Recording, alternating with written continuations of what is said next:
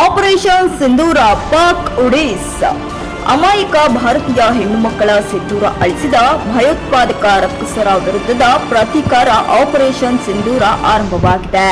ಇನ್ನು ಉಗ್ರರಿಗೆ ತಕ್ಕ ಶಾಸ್ತ್ರಿ ಮಾಡುವ ನಿಟ್ಟಿನಲ್ಲಿ ಪ್ರಧಾನಿ ನರೇಂದ್ರ ಮೋದಿ ಅವರು ಅದಕ್ಕೆ ಪೂರಕವಾಗಿ ಕ್ರಮ ಕೈಗೊಳ್ಳುವುದಾಗಿ ತಿಳಿಸಿದರು.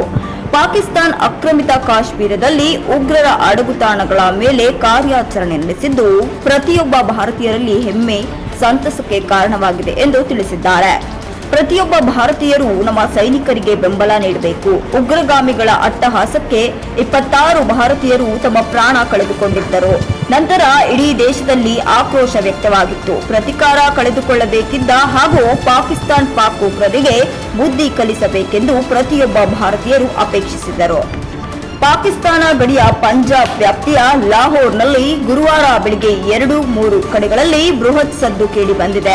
ಲಾಹೋರ್ನಲ್ಲಿ ಉಂಟಾದ ಕೇಳಿಬಂದ ಬ್ಲಾಸ್ಟ್ಗಳ ಸದ್ದುಗಳ ಬಳಿಕ ಅದರ ಹೊಗೆ ಆಕಾಶದೆತ್ತರಕ್ಕೆ ತಲುಪಿತು.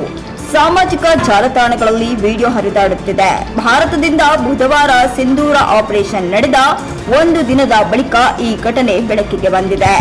ಲಾಹೋರ್ನಲ್ಲಿ ಜನರಲ್ಲಿ ಆತಂಕ, ಭಯ ಮನೆ ಮಾಡಿದೆ.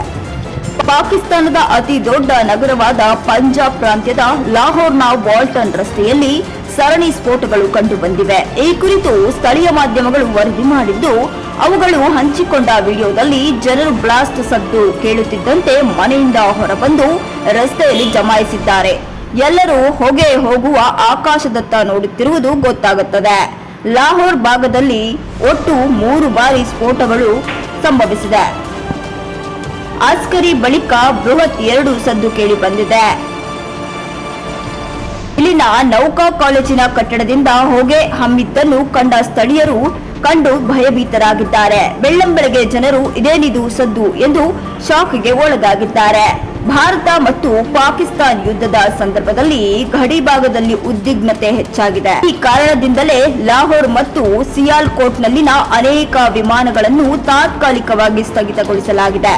ಲಾಹೋರ್ ಪಂಜಾಬ್ ವಾಯು ಮಾರ್ಗಗಳಲ್ಲಿನ ಸಂಚಾರವನ್ನು ಸಹ ರದ್ದುಗೊಳಿಸಲಾಗಿದೆ.